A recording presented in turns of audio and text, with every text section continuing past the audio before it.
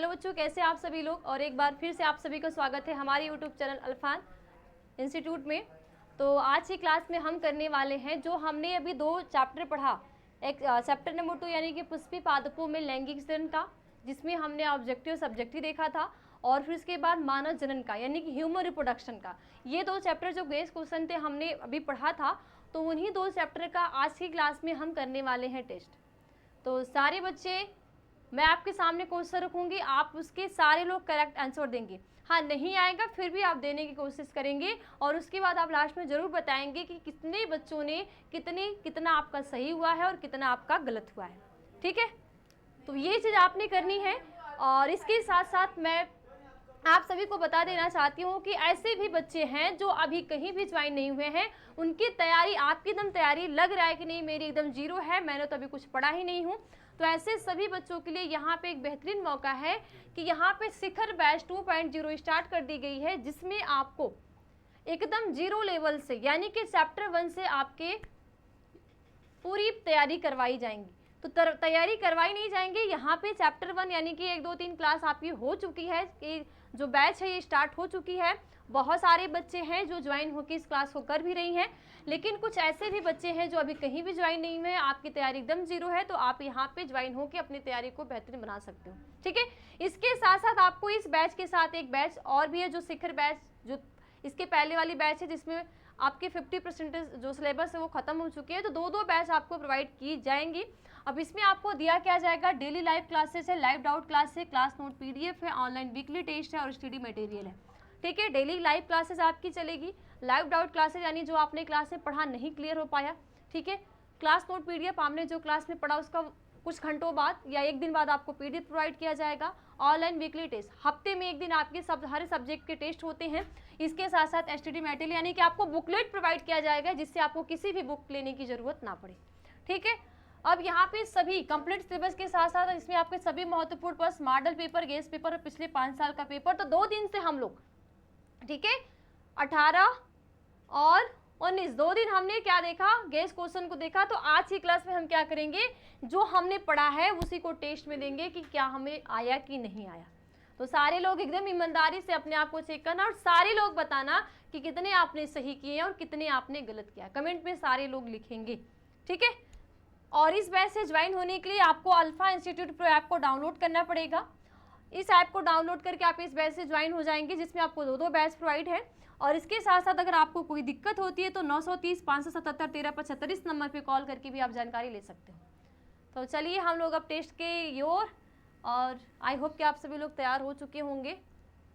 कुछ है नहीं, जो आपने 2 दिन के अंदर पढ़ा वही चीज़ें मैं टेस्ट के तौर पे ले रही हूँ कि आपने पढ़ा की मौज मस्ती की। ठीक, तो सबसे पहला क्वेश्चन है, किस जनन परत से रक्त तथा परिवहन तंत्र का उद्भव होता है। सारे बच्चे आंसर लिखिए कि किस जनन परत से जो रक्त है, ठीक है, उसके साथ साथ जो परिवहन तंत्र है उनका उद्भव होता है। आपके सामने 4 ऑप्शन दिए गए हैं, एक्टोडर्म, मेसोडर्म, एंडोडर्म और इनमें से कोई नहीं। तो सारे बच्चे कमेंट में जल्दी से आंसर लिखिए, जल्दी से फटाफट लिखिए। क्या होगा, क, ख, ग या घ या 1 2 3 4 या A B C या D, जो भी बोल लो।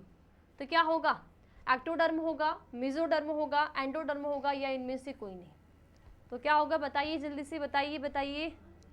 तो इसमें आपका जो आंसर हो जाएगा, ठीक है, इसमें आपका जो आंसर होगा वो क्या होगा भाई, क्या होगा, तो ऑप्शन नंबर यहाँ पे आपका B होगा कि मेसोडर्म।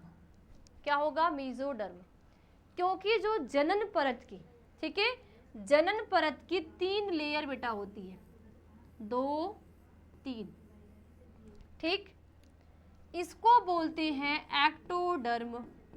सबसे बाहरी जो लेयर होगी उसको एक्टोडर्म, इसको बोलेंगे मेसोडर्म, ठीक है, और आंतरिक लेयर को बोलेंगे, क्या बोलेंगे, एंडोडर्म। हिंदी में क्या बोलोगे, बाह्य त्वचा, मध्य त्वचा और अंतर त्वचा। तो बेटा ये जो मेसोडर्म होता है, इसी से किसका, ब्लड का, ठीक है, किसका, ब्लड का, और ब्लड के साथ साथ जो रक्त परिवहन तंत्र होते हैं उनका विकास होता है। तो जितने भी बच्चे ने ऑप्शन नंबर B यानी मेसोडर्म बताया उसके लिए बहुत बढ़िया, वेरी गुड। ठीक है, और जिसने सही नहीं दिया वो कोशिश करे कि उसका भी आगे सही हो। ठीक है, चलिए नेक्स्ट क्वेश्चन, निम्नांकित में से कौन द्विगुणित संरचना है? बताइए जल्दी से फटाफट। 4 ऑप्शन आपके सामने दिए गए हैं, चारों ऑप्शन में से द्विगुणित संरचना कौन सी? द्विगुणित का मतलब होता है डिप्लॉयड, तो डिप्लॉयड सेल कौन सी है? द्विगुणित स्ट्रक्चर कौन सा है? शुक्राणु है, अंडाणु है, युग्मनज है या भ्रूणपोष है? बताइए क्या होगा, जल्दी से कमेंट में लिखिए सारे भाई, सारे बच्चे जल्दी से कमेंट लिखिए। शुक्राणु होगा, अंडाणु होगा, युग्मनज होगा या भ्रूणपोष होगा? सारी चीज पढ़ी हुई है और 2 दिन के अंदर आपने पढ़ा। जो बच्चा क्लास को दोनों दिन का ज्वाइन किया होगा, दोनों दिन अच्छे से पढ़ा होगा, वो बिल्कुल एकदम सही सही बताएगा, और जो नहीं पढ़ा होगा वो पहले दिन आया होगा तो उसको दिक्कत होगी, आगे भी पढ़े होंगे आप लोग। तो बताइए क्या होगा, तो इसमें जो आपका राइट आंसर क्या हो जाएगा, वो ऑप्शन नंबर सी यानी कि युग्मनज होगा। युग्मनज को हम क्या बोलते हैं? जायगोट। क्या कहते हैं? जायगोट। देखो अब ये शुक्राणु और ये अंडाणु, आपको पता है कि जब एक नर युग्म और एक मादा युग्मक दोनों एक साथ संलयित होते हैं तो संलयित होने की क्रिया को हम क्या बोलते हैं? निषेचन। और निषेचन के बाद क्या बनता है? जायगोट यानी कि युग्मनज का फॉर्मेशन होता है। किसका? युग्मनज का निर्माण होता है। तो ऑप्शन नंबर इसमें आपके क्या हो जाएंगे? ग। जिस बच्चे का है कि जायगोट है या ऑप्शन नंबर सी है, बहुत बढ़िया। ठीक, नेक्स्ट, एक स्वस्थ महिला के पूरा जीवन काल में उत्पन्न कुल अंडों की संख्या होती है। एक स्वस्थ महिला, ठीक है, एक महिला क्या है? वो पूरी तरीके से स्वस्थ है। अब उसके पूरे जीवन काल में, ठीक है, उसकी जो पूरी जीवन काल है, उस पूरे जीवन काल में क्या, जो अंड जनन की क्रिया, ठीक है, जो एक का निर्माण की जो क्रिया होती है वो कितनी होती है? ऑप्शन आपके सामने 4 देंगे, जिसमें से एक 4000 है, ऑप्शन नंबर बी 400 है, ऑप्शन नंबर बी 40 है और ऑप्शन नंबर सी क्या है? 365 है। तो बताइए सारे बच्चे कमेंट करिए कि कितनी एक स्वस्थ महिला, एक हेल्थी फीमेल है, वो अपने पूरे जीवन काल में कितने एक का फॉर्मेशन करेगी? बताइए जल्दी से, बताइए सारे लोग जल्दी से बताइए। 4000, 400, 40 या 365? जल्दी से बताइए। हाँ, कोशिश करते रहना है, नहीं आ रहा है फिर भी आपको कोशिश करते रहना है, क्योंकि एक तुक्का मारने की भी अलग ही गुण होता है, वो सबके अंदर नहीं होता। तो आप यहाँ पे तुक्का भी मार सकते हो। क्या होगा? हाँ, ऑप्शन नंबर बी यानी कि 400। कितना? 400 होगा कि एक कोई हेल्थी फीमेल है, एक स्वस्थ महिला है, ठीक है, तो वो उसके पूरे जो जीवन काल होगा, उस पूरे जीवन काल में वो 401 का फॉर्मेशन करता है। क्योंकि जब एक फीमेल का आप रिप्रोडक्टिव पार्ट को देखते हो, ठीक है, ये फीमेल का रिप्रोडक्टिव पार्ट है, यहाँ पे पेयर के फॉर्म में क्या होती है? ओवरी होते हैं। तो प्रत्येक ओवरी से हर एक मंथ क्या होता है? एक का फॉर्मेशन होता है। यहाँ पे कंफ्यूज नहीं होना है कि अगर 2 ओवरी यहाँ प्रेजेंट है तो दोनों ओवरी से एक मंथ में 2 होगा, ऐसा कुछ नहीं होता। ठीक, 2 ओवरी प्रेजेंट है लेकिन एक मंथ में सिर्फ एक से ही क्या होगा? एग का फॉर्मेशन होगा। तो एक इस मंथ से तो दूसरे इस मंथ से, तो ये पूरी जो प्रक्रिया होगी इसकी जब तक वो स्वस्थ है उसके पूरे जीवन काल में कितना? 400। तो जिस बच्चे ने ऑप्शन नंबर बी या 400 बताया है, वेरी गुड। बाकी जो गलत बता रहे हैं वो अपने आप को भाप ले कि अभी उनको कितनी मेहनत करनी है, क्योंकि ये जो जितने भी क्वेश्चन है ये पिछली 2 क्लास में जो हमने 18 और 19 तारीख को पढ़ा, जो गेस क्वेश्चन थे, बस वही है, कुछ अलग है ही नहीं। अब अगर पढ़ के आप गलत बताओगे तो आप समझ जाना अपने आप को। ठीक, नेक्स्ट क्वेश्चन है, सर्टोली कोशिकाएं पाई जाती है। सर्टोली कोशिकाओं को हम आलंबन कोशिकाएं भी कहते हैं, ठीक है। सर्टोली सेल्स जो कोशिका होती है उसको हम एक नाम और बोलते हैं आलंबन कोशिकाएं। तो ये जो सर्टोली कोशिकाएं हैं वो कहाँ पाई जाती है? आपके सामने 4 ऑप्शन दिए गए हैं। ऑप्शन नंबर ए है यकृत में यानी लीवर में, ऑप्शन नंबर बी वृषण यानी टेस्टिस में, ऑप्शन नंबर सी ग या ओवरी में, अंडाशय या ओवरी में, और ऑप्शन नंबर घ अग्नाशय ग्रंथि यानी कि जो पैनक्रियाज होती है, जो पैनक्रियाज ग्लैंड से, उसमें। तो किसमें पाई जाती है सर्टोली कोशिकाएं? जल्दी से फटाफट आंसर दीजिए सारे लोग। क्या होगा राइट आंसर? सभी लोग फटाफट जल्दी से दीजिए, बताइए। हाँ, कोशिश करिए, बताइए।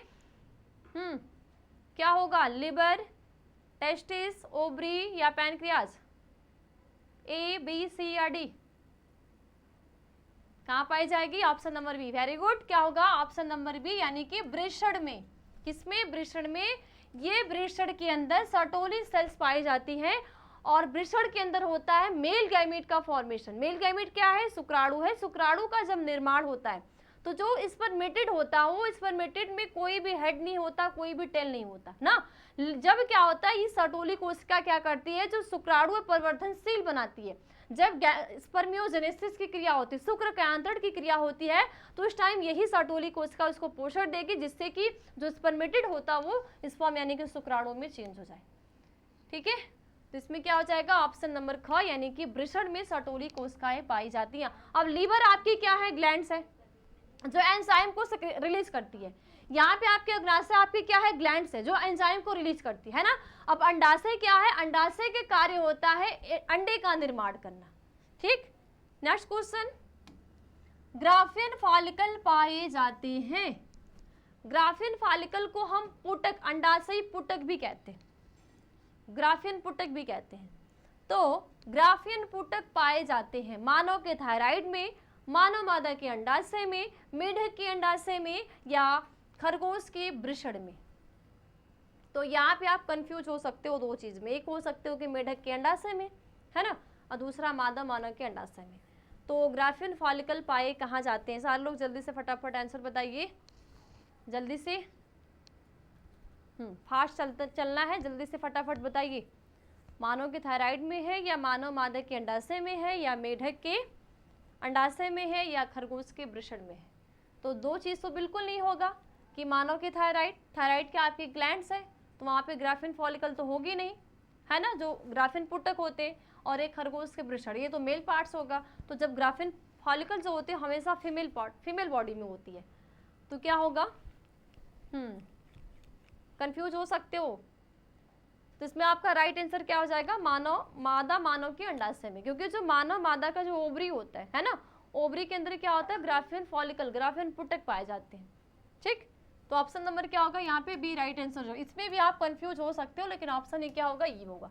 नेक्स्ट, गैमिट निर्माण को कहते हैं, गैमिट को हिंदी में कहते हैं युग्मक। तो युग्मक निर्माण को कहते हैं गैमेटोजेनेसिस, हिंदी में बोलते हैं युग्मक जनन। साइटोकाइनेसिस, हिंदी में बोलते हैं कोशिका द्रव्य का विभाजन, स्पोरोजेनेसिस। ठीक है, और एक होता है मियोसाइट्स। तो यहाँ पे गैमेट का फॉर्मेशन, जो गैमेट निर्माण की, युग्मक निर्माण की क्रिया हो रही है, उसको क्या कहते हैं? तो इसमें राइट आंसर क्या होगा? जल्दी से फटाफट सारे बच्चे कमेंट में लिखो, सारे बच्चे कमेंट में राइट आंसर लिखो कि गैमेट, युग्मक जन निर्माण की क्रिया हो रही है किसी भी जीव में, वो प्लांट्स हो चाहे एनिमल्स हो। ठीक है, चाहे पादप हो चाहे जंतु हो। अब जंतु में कोई भी हो, तो जो गैमेट फॉर्मेशन हो रही है, खास करके यहाँ पे प्लांट्स और मानव की बात हो रही है ना, क्योंकि चैप्टर ही पुष्पी पादप और मानव जनन का है, तो स्पेशली हम प्लांट्स की बात कर रहे हैं, और वो भी प्लांट्स एंजियोस्पर्म वाले या मानव, तो क्या कहलाया जाएगा? क्या होगा? Option number A. Very good, जितने बच्चों का आंसर ये आ रहा है बहुत बढ़िया। तो क्या होगा? ऑप्शन नंबर ए, यानी कि गैमेटोजेनेसिस कहते हैं।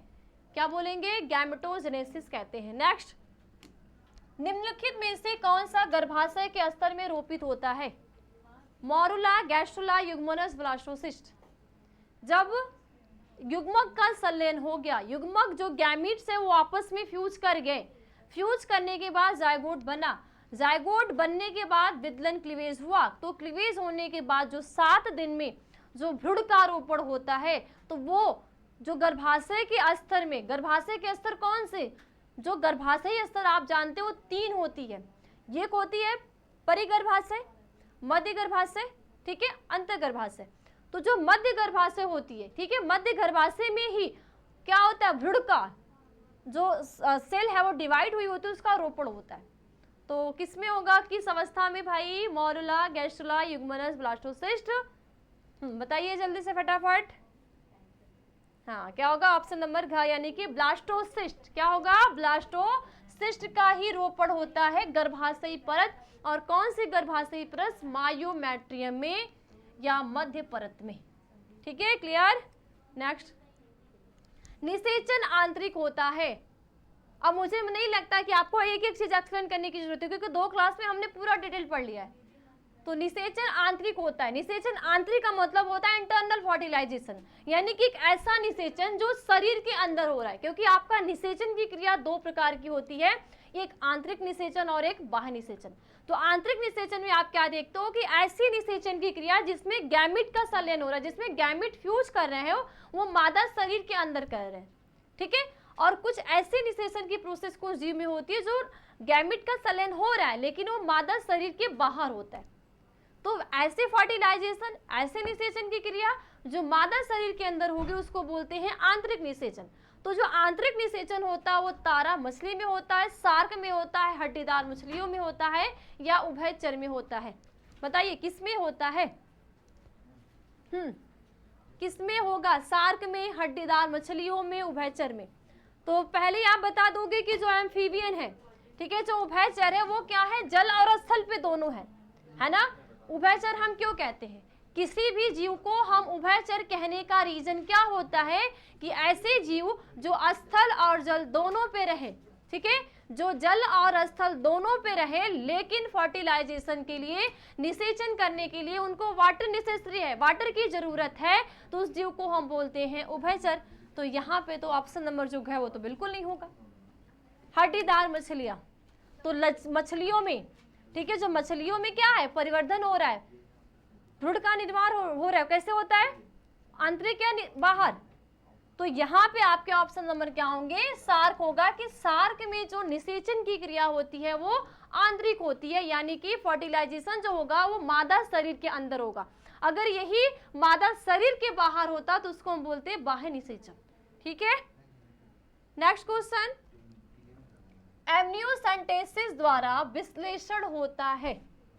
एमनियोसेंटेसिस, एमनियोसेंटेसिस को हिंदी में हम बोलते हैं उल्लभेदन, ठीक है। क्या बोलते हैं? उल्लभेदन, यानी कि एक ऐसी प्रक्रिया जिसके द्वारा कोई भी भ्रूण है वो माँ के गर्भ में पल रहा है, तो उसके अंदर कोई जेनेटिक डिसऑर्डर नहीं है, कोई आनुवंशिक बीमारी नहीं है, इसके लिए पता किया जाता है। ये जांच इसके लिए जो हमारी गवर्नमेंट की तरफ से, जो हमारी साइंस की तरफ से ये जांच इसीलिए खोज की गई, लागू की गई, जिससे कि जन्म से पहले जो बच्चा वो दुनिया में आए उसको कोई प्रॉब्लम ना हो, आगे उसका फ्यूचर ना खराब हो, इसके लिए इस जांच के द्वारा उस रोग का पता लग जाए, जिससे कि उसके जन्म से पहले ही, प्रसव से पहले, बेबी के प्रसव से पहले उसको ठीक किया जा सके। तो जो एमनियोसेंटेसिस यानी उल्लभेदन की जो क्रिया होती है, तो ये प्रोसेस में किस चीज का विश्लेषण किया जाता है? अब अगर किसी भी जीव का, अब जो एमनियोसेंटेसिस की क्रिया हो रही है किसकी हो रही है? भ्रूण की हो रही है, तो भ्रूण का ही कोई ना कोई पार्ट तो लिया जाएगा। तो यहाँ पे क्या है? एमनियन का, प्रोटीन के अमीनो अम्ल का, एमनियोटिक द्रव्य का, या ए और बी दोनों, यानी कि एमनियन और प्रोटीन के अमीनो अम्ल का। तो हमेशा जब किसी भी एमनियोसेंटेसिस की क्रिया होती है, उल्लभेदन की क्रिया होती है, तो जो माँ के गर्भ में भ्रूण होता है, भ्रूण एक झिल्ली से, ठीक है, एक झिल्ली से घिरा हुआ होता है, तो उस झिल्ली में द्रव्य होते हैं, उस द्रव्य के विश्लेषण से ही एमनियोसेंटेसिस या उल्लभेदन की क्रिया होती है। तो वो क्या बोलोगे? ऑप्शन नंबर ग, यानी कि एमनियोटिक द्रव्य का। किसका? एमनियोटिक द्रव्य का। नेक्स्ट, मानव शुक्राणु के एक्रोसोम निर्माण होते हैं, जो मेल गैमीट है, ठीक है, मानव का जो स्पर्म है उसको हम क्या बोलते हैं? मेल गैमीट, क्योंकि ये मेल के द्वारा प्रोड्यूस हो रहा है, मेल के द्वारा इसका क्या हो रहा है? निर्माण हो रहा है। तो यहाँ पे आपके 4 ऑप्शन दिए गए, क्या है? केंद्रक के द्वारा, यानी कि बाई न्यूक्लियस, बाई लाइसोसोम, ठीक है, बाई गाल्जी का, जो गोल्गी बॉडी बोलते हैं, ठीक है, अंतःप्रद्रवी जालिका, एंडोप्लाज्मिक रेटिकुलम, ठीक। तो मानव के शुक्राणु में जो एक्रोसोम का निर्माण होता है वो किसके द्वारा होता है? बताइए फटाफट, फटाफट सारे बताइए, आंसर क्या होगा? हाँ फटाफट, जल्दी जल्दी, फास्ट बताओ। हाँ नहीं आ रहा है लेकिन कोशिश करो, बताइए बताइए। केंद्रक द्वारा, लाइसोसोम द्वारा। तो देखो, न्यूक्लियस के अंदर आपको पता है कोई भी न्यूक्लियस है, कोई भी सेल है, हर एक सेल का न्यूक्लियस होता है। कोई भी अगर वस्तु है, कोई भी अगर जीव है, तो उसका अपना एक क्या है? केंद्रक है। केंद्रक के अंदर क्या होते हैं? डीएनए, डीएनए के अंदर हमारा जो केंद्र के अंदर क्या होते हैं, गुणसूत्र होते हैं, गुणसूत्र के अंदर क्या होता है, डीएनए। डीएनए ही एक आनुवंशिक पदार्थ होता है जो पीढ़ी दर पीढ़ी क्या होता है, ट्रांसफर होते रहते हैं। जो कुछ हमारे आनुवंशिक लक्षण होते हैं वो डीएनए के माध्यम से, क्योंकि डीएनए के अंदर होते हैं जीन, और वो जीन के अंदर होते हैं प्रोटीन, जो अलग अलग जीन के प्रोटीन होते हैं, जो हमारे कुछ लक्षण होते हैं, कुछ सिम्टम्स होते हैं, जो हमें पीढ़ी दर पीढ़ी हमारे माता पिता से हमारे अंदर, तो हमारे से हमारी संतति जो आएगी उसके अंदर ये ट्रांसफर होते रहते हैं। ठीक है, तो यहाँ पे जो मानव शुक्राणु के क्रोमोसोम का निर्माण होता है वो किसके द्वारा, गाल्जी काय के द्वारा, क्योंकि गाल्जी काय क्या करती है, एंजाइम को गॉल ब्लैडर के द्वारा, ठीक है, गाल्जी काय एंजाइम को क्या करती है, स्रावित करती है। और एंजाइम का कार्य होता है पचाना। अगर हम भोजन कर रहे हैं, भोजन जो हमारे अंदर पच रहा है, तो मेन कार्य किसका है, एंजाइम का, क्योंकि HCl अम्ल हो गया, कुछ पेप्सिन, रेजिन, ये सारे क्या होते हैं, एंजाइम होते हैं। तो इस एंजाइम के द्वारा ही जो स्पर्म की ऊपरी टोपी नुमा संरचना होती है जिसको एक क्रोमोसोम कहते हैं, तो गाल्जी काय के द्वारा उसका निर्माण होता है। तो यहाँ पे ऑप्शन नंबर क्या होगा, ग। ठीक है, नेक्स्ट, जब जयांगमी स्त्री केसर एक दूसरे से जुड़े रहते हैं तो कहलाता है विक्तांडपी, युक्तांडपी, एकांडपी या बहुअंडपी। जब एक फ्लावर है, उस फ्लावर में कई सारे स्त्रीकेसर एक दूसरे से अटैच होंगे, एक दूसरे से जुड़े होंगे, तो वो क्या कहलाएंगे, बताइए जल्दी से, फटाफट बताइए सारे लोग, जल्दी से बताइए। ठीक है, तो इसमें राइट आंसर क्या हो जाएगा, युक्तांडपी। ठीक है, क्योंकि इसकी हम लोग एकदम अच्छे से पढ़ लिए हैं, तो बार बार डायग्राम बनाने की जरूरत नहीं है। ठीक है, नेक्स्ट, गुरु बीजाणु मात्र कोशिका से क्या बनता है, गुरु बीजाणु मात्र कोशिका, बताइए, गुरु बीजाणु मात्र कोशिका से क्या बनता है, गुरु बीजाणु धानी बनती है, चलाजा बनता है, गुरु बीजाणु बनता है या लघु बीजाणु, मेगास्पोरेंजियम या चलाजा या मेगास्पोर या माइक्रोस्पोर, क्या बनते हैं, गुरु बीजाणु मेगास्पोर मातृ, ठीक है, मेगा मदर, जो मेगास्पोर मदर सेल से क्या बनेगा, बताइए, हाँ क्या बनेगा, ऑप्शन नंबर ग, यानी कि गुरु बीजाणु बनते हैं। वेरी गुड, नेक्स्ट, पुष्पीय पौधों में नर युग्मक का निर्माण किसके विभाजन से होता है, जो फ्लावरिंग प्लांट है, जो पुष्पीय पौधा है, पुष्पीय पौधे में जो नर युग्मक होते हैं वो किसके विभाजन से होते हैं, कायिक कोशिका के, लघु बीजाणु के, जनन कोशिका के या बहुअंडपी। तो देखो ये क्या है, ये नर पार्ट है, ठीक है, जिसको हम बोलते हैं, पूरे को मिला के बोलते हैं पुंमक। ये जो ऊपर वाला इतने पार्ट्स को हम बोलते हैं पुंकेसर। इस पुंकेसर के अंदर होते हैं परागकण, ठीक है, परागकण के अंदर दो कोशिकाएं होती है, एक जनन कोशिका और एक होती है कायिक कोशिका। तो कायिक कोशिका करती है पोलन का, पोलन ट्यूब यानी कि पराग नली का विकास, और जनन कोशिकाएं ही क्या करती है, मेल गैमेट का फॉर्मेशन और दो मेल गैमेट का निर्माण करती हैं। तो यहाँ पे भी आपको ऑप्शन नंबर ग कि जनन कोशिका, ठीक है, क्या होगा, जनन कोशिका। ठीक है, तो ऑप्शन नंबर क्या हो जाएंगे, जनन कोशिका यानी कि ग। नेक्स्ट, वायु परागण किसमें नहीं होता है, एयर पॉलिनेशन, क्योंकि जब तक किसी भी प्लांट्स के अंदर परागण नहीं होगा तब तक जो गैमीट्स हैं उनका संलय नहीं होगा, फ्यूजन नहीं होगा, और तब तक एक नई संतति का क्या होगा, यानी जो फल का फूल का विकास नहीं होगा। तो वायु परागण किसमें नहीं होता, घास में, मक्का में, गेहूं में या सैलवा में। तो एकदम इजी सा क्वेश्चन, क्योंकि इतना बार रिपीटेड क्वेश्चन है, तो इसमें ऑप्शन नंबर क्या होंगे, घ होगा, कि जो सैलवा होता है इनमें वायु परागण नहीं होता, इनमें किसके द्वारा होता है, कीट के द्वारा। तो ऑप्शन नंबर क्या हो जाएंगे, घ आपके सही हो जाएंगे। ठीक है, नेक्स्ट, कमल में परागण होता है, कमल का फूल, कमल का फूल हमेशा आपको कहाँ दिखता है, वाटर में, ठीक है, आप ऐसे इसको सूखी, जैसे भूमि पे जहाँ की भूमि नम ना हो वहाँ पे जैसे हम गुलाब लगा सकते हैं, गेंदे का लगा सकते हैं, सूरजमुखी लगा सकते हैं, लेकिन कमल का ऐसा फ्लावर, ऐसा फूल है जो हमेशा कहाँ हमें दिखेगा, परागण सॉरी वाटर में ही दिखेगा। वो कहाँ पे, वो भी जहाँ पे गंदगी हो, ठीक है, कचड़े वाले स्थान पे, है ना, हमेशा उसी जगह मिलता है हमें। तो कमल में परागण होता है जल के द्वारा, कीट के द्वारा, वायु के द्वारा, इनमें से सभी के द्वारा। तो जाहिर सी बात है कि जब कमल कहाँ है, वाटर में है, तो इनमें पॉलिनेशन भी कैसे होगा, जल के द्वारा भी होगा। तो ऑप्शन नंबर इसमें क्या हो जाएंगे, का राइट आंसर हो जाएंगे कि जल के द्वारा। ठीक है, ठीक है, किसके द्वारा? जल के द्वारा। नेक्स्ट क्वेश्चन बताओ, निम्न में से असत्य फल किससे बनता है? निम्न में से असत्य फल किससे बनता है? पुमंग से, पुष्पासन से, कार्पेल से, जयांग से। बताइए फटाफट सारे लोग कि असत्य फल का जो जिसको बोलते हैं फॉल्स फ्रूट या हम मिथ्या फल भी कहते हैं, तो फ्लावर के किस पार्ट से या पौधे का जो फ्लावर है, फ्लावर का कौन सा भाग भी उसमें भाग लेता है? हमें सिर्फ इतना पता है कि अगर किसी भी बीज और फल का निर्माण हो रहा है तो उसमें ओवरी क्या करेगी? फल का निर्माण करेगी, और उसके अंदर जो ओव्यूल है, बीजांड, वो बीज का निर्माण करेगा। लेकिन कुछ सत्य और असत्य फल होते हैं, तो ऐसे फल को हम क्या बोलते देते हैं? सत्य फल, जिसका सिर्फ बीज का निर्माण ओव्यूल से और फल का निर्माण ओवरी से। कुछ असत्य फल भी होते हैं जिनके कुछ और चीज़ों से, जो फ्लावर के अन्य पार्ट्स भी होते हैं उनसे होता है। तो बताइए क्या होगा? क्या होगा? क, ख, ग या घ?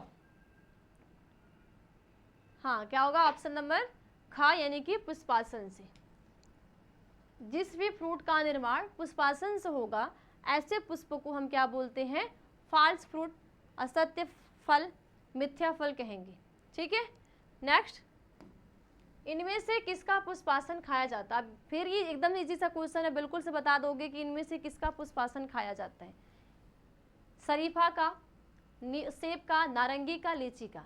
तो असत्य फल का हम हमेशा एग्जाम्पल किसका देते हैं? सेब का, क्योंकि हम सेब का जो फ्रूट खाते हैं वो पुष्पासन वाला भाग खाते हैं। क्या खाते हैं? पुष्पासन को खाते हैं। तो पुष्पासन का जो निर्माण, यानी कि इनमें से किसका पुष्पासन खाया जाता है? तो यहाँ पे ऑप्शन नंबर क्या हो जाएगा? ख, यानी कि सेब का खाते हैं। अब यहाँ पे कंफ्यूजन मत हो जाना लीची, नारंगी और शरीफा में, ठीक है? तो कहीं भी आए कि इनमें से ऑप्शन अगर सेब दिखे, और भी एग्जाम्पल होते हैं, लेकिन जहाँ पे अगर आपको सेब एप्पल दिख जाए तो वहाँ पे आंसर क्या होगा कि सेब का पुष्पासन हमेशा खाया जाता है। और ये असत्य फल की श्रेणी में इसको रखा गया, या मिथ्या फल या फॉल्स फ्रूट। ठीक है, नेक्स्ट, बीजांड विकसित होकर क्या बनाता है? अब बीजांड है, जब बीजांड क्या हो गया? विकसित हो गया। तो बीजांड विकसित होने के बाद क्या बनाता है? बताइए, बीजांड विकसित होने के बाद क्या बनाता है? फल, फूल, बीज या बीज पत्र? क्या बनाएंगे? फल बनाएंगे, फूल बनाएंगे, बीज बनाएंगे या बीज पत्र बनाते हैं? क्या बनाते हैं? बीजांड विकसित होकर क्या बनाते हैं? भाई फटाफट जल्दी से बताओ सारे लोग, आंसर दीजिए सभी लोग, बताइए बताइए कि जब बीजांड पूरी तरीके से विकसित हो जाएगा, यानी एक फ्लावर लगेगा, ठीक है, फ्लावर में मेल गैमिट फीमेल गैमिट का निर्माण भी हो जाएगा, फर्टिलाइजेशन भी हो जाएगा, और हमेशा जो एंजियोस्पर्म वाला पौधा होता है उसमें डबल फर्टिलाइजेशन होता है, द्विनिषेचन की क्रिया होती है ना? क्योंकि जो भ्रूण बनेगा उसको पोषण भी तो चाहिए। जैसे एग्जाम्पल मानो कि जो बच्चा होता है, जब तक वो माँ के गर्भ में रहता है तो उसको पोषण के लिए कुछ और चीज़ तो हम दे नहीं सकते, तो वहाँ पे क्या होती है? अपरा होती है। वो अपरा की लेयर क्या करती है? जब तक बच्चा गर्भ में है तब तक उसी के माध्यम से वो पोषण प्राप्त करता है। तो भाई प्लांट्स में तो भी तो नई संतति का जन्म हो रहा है। हाँ, वो अलग बात है कि वो शिशु को जन्म दे रहे हैं, वो अलग बात है कि वो बीज के थ्रू हो रहा है। तो कुछ ना कुछ तो पोषण चाहिए, तो पोषण के लिए डबल फर्टिलाइजेशन होता है, जिससे भ्रूणपोष का निर्माण, और भ्रूणपोष ही क्या करता है? पोषण देने का कार्य। तो जब सारी चीजें हो जाती है तो क्या होगा? आंसर क्या होगा? ऑप्शन नंबर ग, यानी कि बीज, कि बीजांड विकसित होकर चेंज हो जाते हैं बीज में, क्योंकि हमेशा बीजांड बीज में चेंज होता है और ओवरी फल में चेंज होता है। ये आपको हमेशा ये ध्यान देनी है। नेक्स्ट, अगुणित कोशिका है टेपिटम, परागमात्र कोशिका, परागकण, परागकोश। अगुणित, अगुणित का मतलब होता है हैप्लॉइड, यानी ऐसी कोशिकाएं जिनमें गुणसूत्रों की संख्या क्या हो? मातृ कोशिका से आधा हो, क्योंकि मात्र जो पेरेंट्स होते हैं, जो जनक होते हैं, उनमें गुणसूत्रों की संख्या 46 होती है, लेकिन संतति जो होगी उनमें क्या हो जाती है? जो गैमीट का फॉर्मेशन होता है वो हमेशा क्या होते हैं? अगुणित होते हैं। तो इनमें से अगुणित कोशिका कौन सी है? टेपिटम है, परागमात्र कोशिका है, परागकण है या परागकोश है? बताइए क्या है? क्या है? टेपिटम, परागमात्र कोशिका, परागकण या परागकोश? क्या होंगे? राइट आंसर क्या होंगे इसका? क्या होंगे? अगुणित कोशिका क्या है? टेपिटम है। देखो, टेपिटम का कार्य है आंसर फटाफट जल्दी सब लोग लिखो। टेपटम का कार्य है पोषण देना। टेपटम का कार्य क्या है? पोषण देना। परागकण ही क्या करेगा? नरयुग्मक है, ठीक है, फॉर्मेशन करता है। पराग मात्र कोशिका ही क्या करती है? विभाजित होगी। पराग कोश के अंदर क्या होंगे? परागकण होंगे, ठीक है। तो ये जो पराग मात्र कोशिका ही क्या करती है? अर्धसूत्री विभाजन के थ्रू क्या बनाएगी? परागकण बनाती है। और ये परागकण में टेपटम क्या करता है? पोषण देने का कार्य करता है और परागकण बनते हैं परागकोश के अंदर। तो यहाँ पे ये परागकण ही, क्योंकि ये 2n है, ये भी 2n है और ये भी 2n है, लेकिन ये जो परागकण होते हैं हमेशा क्या होते हैं? n यानी कि अगुणित होते हैं। तो ऑप्शन नंबर क्या होगा? ग सही होगा कि परागकण, ठीक है। नेक्स्ट और लास्ट क्वेश्चन, एक प्रारूपी आवृत्त बीज परागकोश में लघु बीजाणुधानियों की संख्या होती है। एक प्रारूपी जितनी भी एंजियोस्पर्म वाले परागकोश हैं, ठीक है, मान लो ये क्या है? एक एंजियोस्पर्म का फ्लावर है,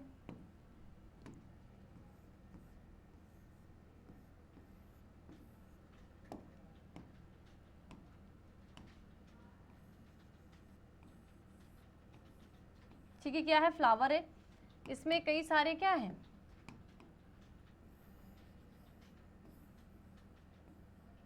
ठीक है, और इसमें इसी के साथ साथ क्या है? यहाँ पे ये पुंकेसर भी, इधर भी क्या है? पुंकेसर भी है, ठीक है। तो ये आवृत्त बीज है। तो आवृत्त बीज में क्या है? ये एक परागकोश, ये वाली जो संरचना होती है इसी को हम बोलते हैं पुंकेसर, और यहाँ तक ये जो संरचना उसको बोलते हैं परागकोश। तो जब हम इस परागकोश का क्या करते हैं? सेक्शन कट करते हैं, ठीक है, क्या करते हैं? सेक्शन। तो हमें 4 लघु बीजाणुधानी देखने को मिलती है। कितनी? 4 लघु बीजाणुधानी देखने के लिए मिलती है। तो हमेशा क्या होगा? 1 2 3 4। बताइए फटाफट जल्दी से, लास्ट क्वेश्चन है, सारे लोग बिल्कुल सही बताना। अभी एकदम इजी सा क्वेश्चन है, इसमें कंफ्यूज मत होना। बताइए कितनी है? 2 है, डायग्राम भी बन गया समझने के लिए। तो 2 है, 3 है, 1 है या 4 है? भाई फटाफट बताइए क्या होगा? 1 2 3 4। कितनी होगी लघु बीजाणुधानियों की संख्या? कितनी होगी बताइए? कितनी होगी? तो ऑप्शन नंबर इसमें क्या हो जाएगा? 4, क्योंकि अगर एक परागकोश का जब हम क्या करते हैं? सेक्शन कट करते हैं, तो सेक्शन कट करने के बाद हमें 4 लघु बीजाणुधानी दिखती है। अब यही 4 लघु बीजाणु में जो क्या होती है? पराग मात्र कोशिका होती है। जो लघु बीजाणुधानी इसमें पराग मात्र कोशिका यही क्या करेंगी? परागकण का निर्माण करती है। तो धानी कितनी? 1 2 3 4। और ये क्या होती है? पाली होती है, जो संयोजी ऊतक की बनी होती है, ठीक है। तो सारे बच्चे बताएंगे कितने बच्चों का सही आंसर है और कितने गलत बताएं। अगर आपने गलत बताया है, क्योंकि ये एकदम हटके नहीं था, 2 दिन का पढ़ा हुआ ही था, कहीं अलग से नहीं था, तो सारे बच्चे बताएंगे जरूर कि कितने गलत किए कितने सही किए। हाँ, गलत किए हैं तो कोशिश करिए कि आगे आपसे गलती ना हो, ठीक है। तो बस आज की क्लास में इतना ही, फिर आऊँगी अगली क्लास में एक नए टॉपिक के साथ। तब तक सभी को बाय बाय, टेक केयर।